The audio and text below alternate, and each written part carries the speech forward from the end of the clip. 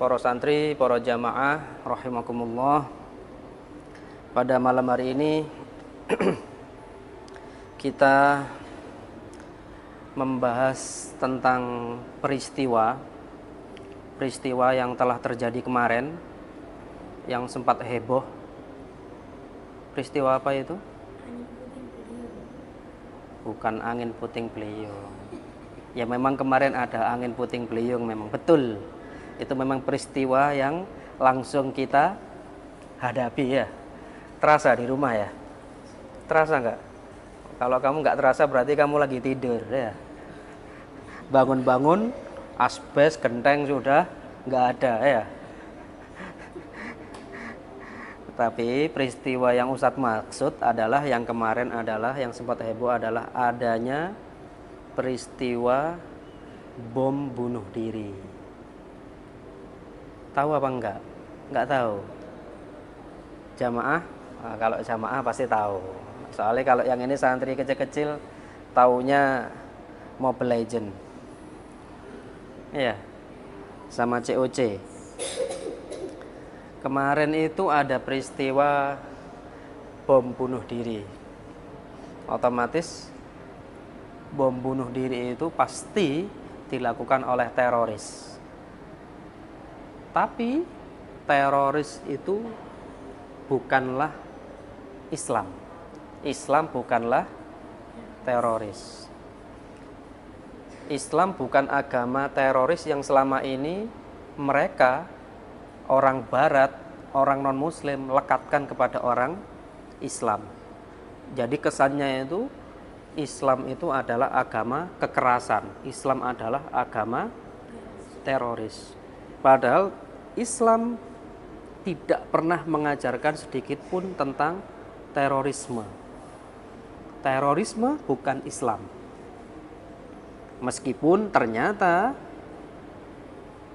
pelakunya, oknumnya adalah orang Islam. Tapi tidak ada satupun di dalam Al-Quran yang kalian hafalkan, yang kalian pelajari itu mengajarkan tentang terorisme. Nah, kemarin terjadi lagi. Hampir setiap tahun kejadian terorisme, kejadian bom bunuh diri itu terjadi di Indonesia. Kemarin terjadi lagi di Polsek Astana Anyar di daerah Bandung. Menewaskan satu orang polisi yang tidak bersalah. Yang polisi itu adalah juga orang Muslim. Anaknya juga sedang mondok di salah satu pesantren, menjadi korban. Memang teroris itu incarannya adalah polisi. Karena apa? Polisi dianggap taghut, dianggap musuh. Padahal banyak mayoritas polisi di Republik Indonesia ini adalah orang Muslim, sholat, taat. Tapi ya tetap memang ada polisi yang tidak taat, polisi yang nakal, itu oknum. Loh, tapi banyak Ustadz, tapi jauh lebih banyak yang taat, yang baik. Inilah yang harus menjadi keprihatinan kita. Mengapa kejadian terorisme, mengapa kejadian bom bunuh diri ini selalu terulang terus dan selalu melekat, terikat kepada orang-orang Islam, kepada agama Islam. Yang pertama yang kita harus pelajari adalah bahwa bunuh diri itu hukumnya haram, dosa, sangat berdosa, dosa berat. Misalkan kalau kayak jamaah udah pusing, sampun pusing ya, dengan kehidupan rumah tangga, dengan kehidupan percintaan. Wis pokoknya hidup ini sudah gumpeng, sudah pusing, sudah puyeng. Akhirnya apa? Wis koyoke enakan mati ae. Iya. Santri pernah kayak gitu? Enggak ya? Enggak, meskipun ngafalkan Quran susah, dimarahi ustadz, ya tetap dihafalkan. Masuk sampai ada kepikiran sampai pingin bunuh diri, naudzubillah, tsumma naudzubillah. Jangan sampai. Tapi ada orang itu yang sumbunya pendek.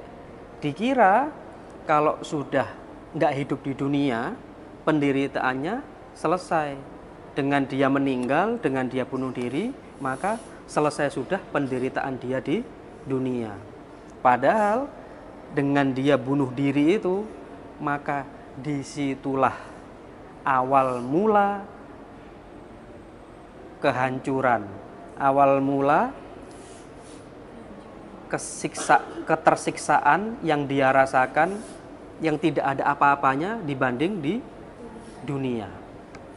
Maka orang-orang yang sudah hopeless, yang sudah capek dengan hidup misalkan, wis aku tak mati ae, tak bunuh diri ae, cek mari, supaya aku nggak miskin lagi, supaya aku nggak susah lagi, supaya aku nggak ditagih terus utangnya misalkan, wis aku tak mati ae. Padahal dengan mati, apalagi dengan bunuh diri, maka inilah gerbang siksa yang sesungguhnya.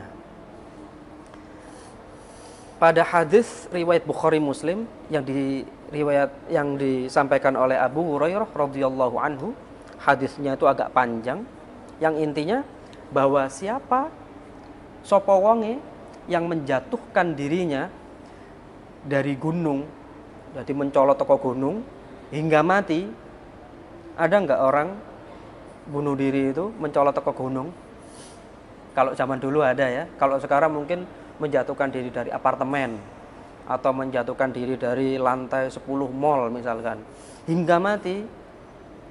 Ya namanya jatuh dari ketinggian, meninggal. Maka tempat dia adalah di neraka Jahannam.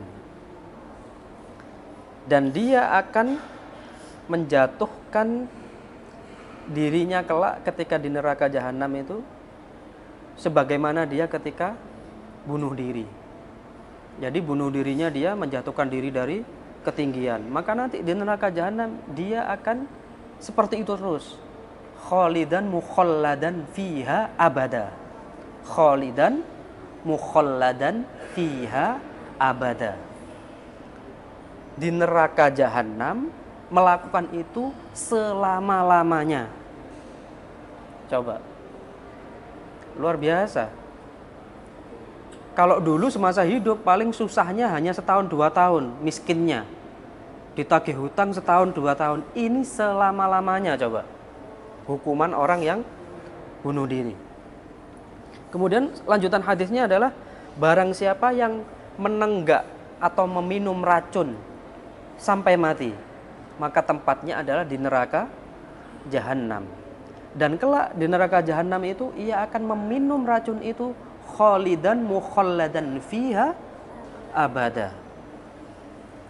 Ada apa enggak orang yang bunuh diri karena minum racun? Ada apa enggak? Ada. Minum baygon misalkan. Minum apa itu? Pembersih porselen. Iya. Yang buat bersihkan WC. Nah, itu kan keras itu. Kena tangan aja bisa kebakar, apalagi kena tenggorokan sampai kena usus. Nah, kalau dia matinya bunuh dirinya karena meminum racun, maka dia nanti di neraka Jahannam itu akan melakukan adegan itu, adegan ulang seperti itu. Khalidan mukhalladan fiha abada. Selama-lamanya.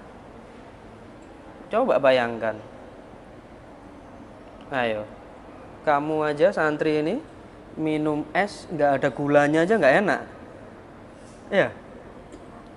Minum es nggak ada rasanya, nggak enak. Apalagi ini minum racun selama-lamanya. Masya Allah. Kemudian lanjutan hadisnya adalah barang siapa yang membunuh dirinya dengan senjata tajam hingga mati, maka tempatnya adalah di neraka Jahannam, dan dia kelak di neraka itu akan memperagakan sebagaimana dia ketika bunuh diri di dunia. Misalkan matinya karena apa? Gimana? Ambil pisau langsung dijelep gitu ya. Masya Allah. Dia wafatnya karena menikam apa misalnya dadanya atau ususnya dikorek gitu. Pakai apa? Pakai pisau dapur atau pakai celurit. Maka kelak di neraka jahanam seperti itu kondisinya. Na'udzubillah tsumma na'udzubillah. Tapi ada juga misalkan loh, Ustadz, ini hadisnya kan hanya Rasulullah hanya menjelaskan 3 perkara. Menjatuhkan diri dari gunung, minum racun, dan senjata tajam. Kalau meninggalnya pakai itu tali, ya pakai tali digantung, itu bagaimana? Sama aja. Meninggalnya karena menabrakkan diri ke kereta api atau macam-macam. Jadi ini berlaku untuk seluruh perkara, seluruh kejadian yang dapat membunuh diri kita sendiri. Maka nanti kelak di akhirat, di neraka akan memperagakan sebagaimana dia meninggal ketika di dunia, bunuh diri ketika di dunia. Khalidan mukhalladan fiha abada, selama-lamanya. Maka inilah yang harus kita ingat, bahwa sesulit-sulit kita hidup di dunia, jangan pernah punya pikiran untuk kita mengakhiri hidup kita dengan cara bunuh diri. Tidak akan menyelesaikan masalah. Nggih, santri? Nggih, jamaah? Nah, pun kudu seneng uripe. Kalau ada istilah makan nggak makan, asal kumpul ya. Jadi ya meskipun susah, yang penting bersama teman, kumpul sama tetangga, bercanda bersama. Ya kira-kira tetap lapar lah, tapi paling enggak senang. Ya. Senang karena lapar bersama sama. Enggak laparnya sendirian. Kalau misalkan enggak kumpul sama teman, enggak sama tetangga, enggak sama saudara, laparnya sendirian. Nanti nangis sendirian. Maka itu jangan pernah kita naudzubillah punya pikiran untuk mengakhiri kehidupan kita dengan cara bunuh diri. Kemudian ada yang mengatakan bahwa ada sahabat itu yang melakukan bunuh diri ketika perang. Ada seorang sahabat Rasulullah itu melakukan bunuh diri ketika perang. Nah, padahal kenyataannya sahabat ini memang waktu itu ikut perang bersama Rasulullah. Kemudian karena ikut perang, si fulan ini badannya terkena banyak luka. Namanya kena luka itu sakit apa? Enak? Sakit. Karena saking banyaknya luka, kemudian ia tidak tahan, ia tidak sabar akan penderitaan, akan sakitnya luka ini tadi. Maka dia keluar dari barisan Rasulullah, dia menyendiri, kemudian pedangnya itu ditanam di tanah. Jadi pedangnya menghadap ke atas, kemudian dadanya ditempelkan di ujung pedang. Kemudian dia tancapkan dadanya ke pedang itu sehingga dia mati. Ia mati karena bunuh diri. Matinya bukan karena dibunuh oleh orang kafir. Matinya bukan karena ketika di medan perang, tapi karena bunuh diri. Maka Nabi Muhammad SAW mengatakan bahwa si fulan ini ahli neraka. Jadi dia akhirnya bukan mati syahid, mati sangit. Dia perang ikut Rasulullah dengan harapan membela jihad fisabilillah. Apabila ketika ia gugur di medan perang maka ia syahid. Ternyata dia tidak meninggal, luka-luka, dan dia tidak kuat menahan sakitnya luka-luka itu. Dia tidak sabar. maka dia memiliki inisiatif untuk mengakhiri hidupnya dengan cara bunuh diri itu. Maka Rasulullah melabeli bahwa dia adalah orang yang ahli neraka. Na'udzubillah tsumma na'udzubillah. Ini memang pernah ada kejadian itu. Namun Rasulullah melabeli orang ini, si fulan ini adalah menjadi orang yang ahli neraka. Kemudian ada peristiwa juga yang dilakukan oleh Bara' bin Malik. Bara' bin Malik itu ia dulu ikut perang di perang Yamamah bersama Khalifah Abu Bakar radhiyallahu anhu, melawan orang-orang Bani Hanifah yang murtad. Pimpinannya siapa? Pimpinannya adalah Musailamah al-Kadzdzab. Jadi pada Bani Hanifah ini, pimpinan orang kafir ini, pimpinan orang murtad ini adalah Musailamah al-Kadzdzab. Lah, Bara' bin Malik ini kemudian pada singkat cerita, orang-orang pimpinan yang pasukan yang dipimpin oleh Musailamah al-Kadzdzab itu terdesak. Sudah kepepet, akhirnya mereka masuk di dalam sebuah kebun. Nah, kebun ini dipagari oleh tembok yang tinggi sekali. Kemudian ada pagarnya dikunci. Nah, ini bingung kan? Gimana nyerangnya? Pasukan Musailamah al-Kadzdzab di balik tembok yang tinggi, pasukan muslim ada di luar. Akhirnya Bara' bin Malik ini mengatakan kepada ke kaum muslimin bahwa ia ingin diletakkan di perisai, di atas pelontar. Koyo ketapel raksasa misalkan. Jadi dia itu rela badannya itu diletakkan di ketapel itu. Supaya apa? Supaya bisa masuk ya kayak di ketapel itu, ketapel raksasa. Karena dia Bara' bin Malik ini badannya kecil. Kayak Ashrafi, badannya kecil. Jadi di antara para kaum muslimin yang badannya besar-besar, Bara' bin Malik ini badannya yang paling kecil. Makanya ingin diletakkan di perisai itu untuk dilontarkan. Kemudian dilemparkan supaya dia bisa terbang itu melewati pagar yang tinggi itu. Pilihannya dua. Ia mati syahid karena masuk ke kumpulan orang-orang kafir itu, atau dia bisa membuka pagar gembok beserta pagarnya sehingga orang-orang muslim bisa masuk di pagarnya orang-orang kafir ini. Maka itu tadi sudah dilemparkan, akhirnya Bara' bin Malik nyabeti. Sudah dilemparkan, kemudian di kerumunan orang-orang kafir itu udah nyabeti. Banyak yang kena, banyak yang meninggal dengan sabetan pedangnya Bara' bin Malik. Tapi Bara' bin Malik juga kena banyak sekali luka sabetan pedang dari orang-orang kafir. Tapi alhamdulillahnya Bara' bin Malik juga berhasil membuka gemboknya, berhasil membuka pagar daripada kebun ini.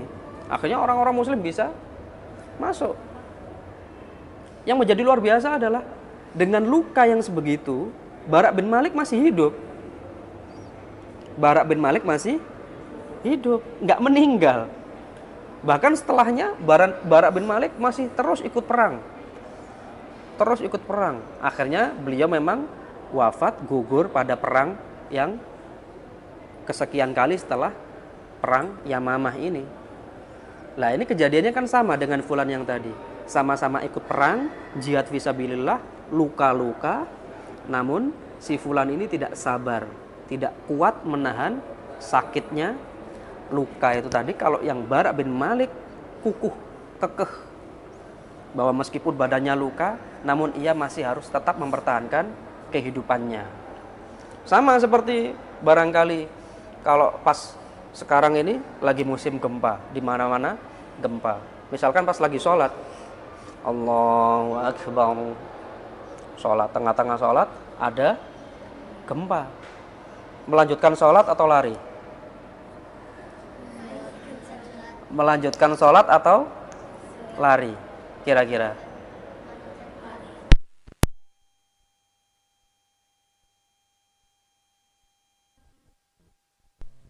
Utama.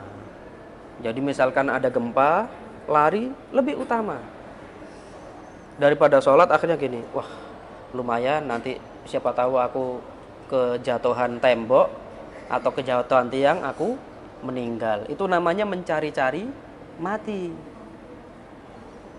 Jihad fisabilillah, santri jamaah dari rumah sudah nawaitu thalabul ilmi, mencari ilmu. Santri dari pondok, dari rumah ke ma'had mau mencari ilmu, thalabul ilmi.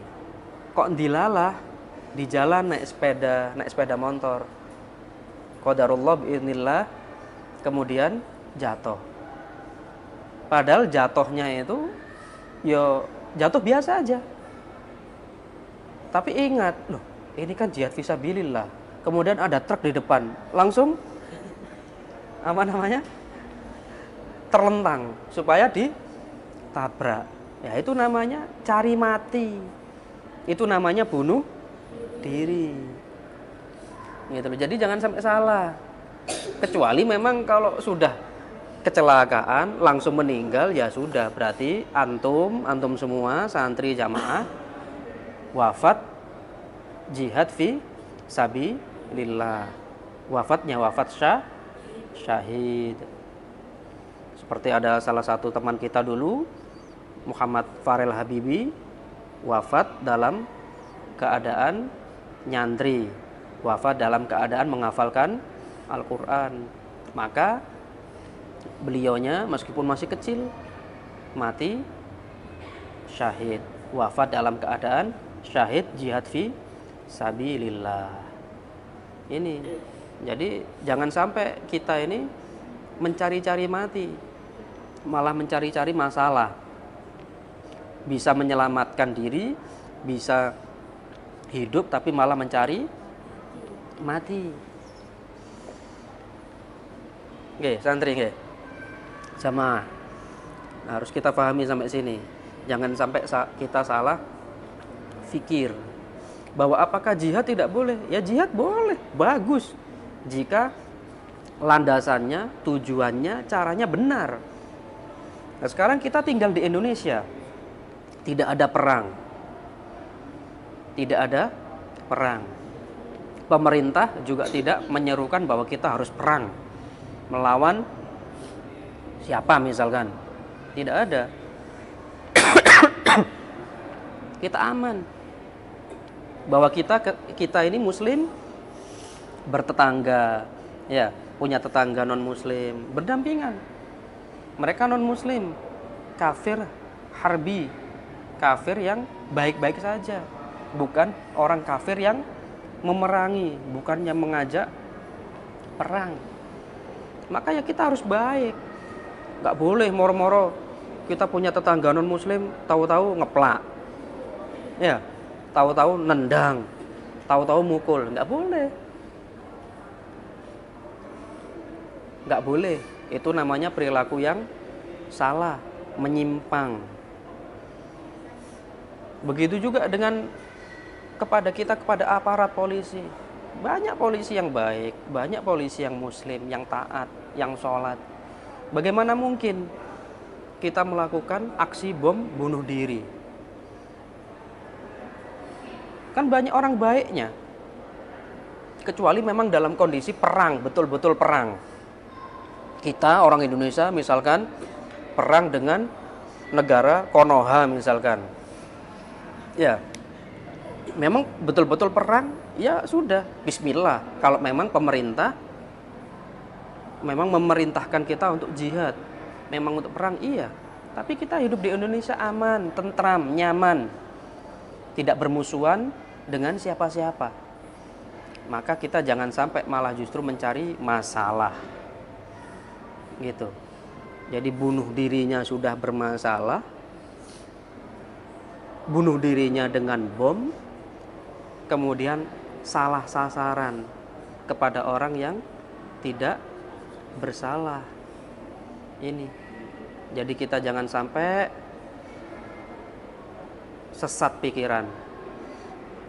Para santri harus menjaga dirinya, para jamaah harus menjaga putra-putrinya, cucu-cucunya harus dijaga dari faham-faham, dari pikiran-pikiran yang menyesatkan.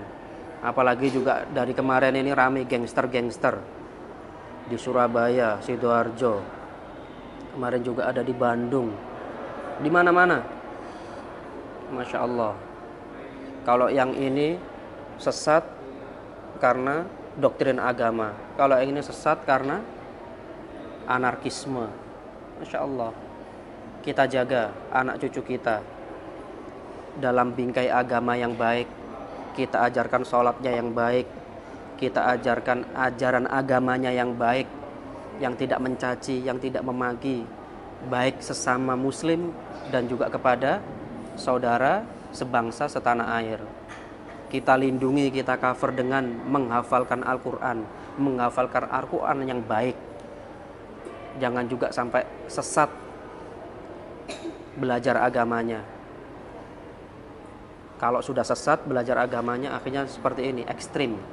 Akhirnya melakukan tindakan bom bunuh diri, menjadi pengantin. Jadi orang-orang yang melakukan bom bunuh diri ini merasa dirinya pengantin yang siap mencari mangsa. Na'udzubillah, tsumma na'udzubillah. Moga-moga kita semua dilindungi oleh Allah Subhanahu wa ta'ala.